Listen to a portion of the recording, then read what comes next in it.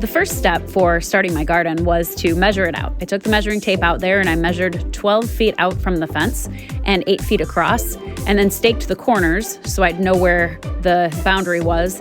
Took the shovel and just edged all the way where I want the whole outside edge of the garden to be. The next step is the more difficult task of getting the sod off the ground. So it's not really tough to do when the ground is wet. That's my recommendation. It had been raining for a day and a half before I did this, which made it much easier to do. Once you know how to remove sod, it just takes time. It's not super difficult.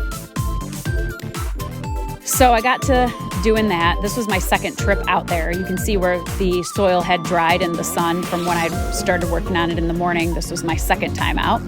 And then, of course, my headphones died. I was listening to some music. So my spouse came out with some new headphones and helped me out there so I could listen to music while I was working. Then my son came out and visited and got a big fat hug, which was great.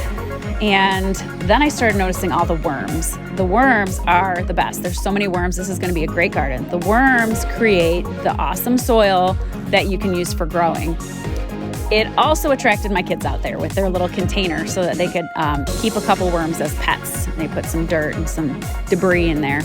So that was the end of day 1 of starting the garden. Stay tuned for day 2.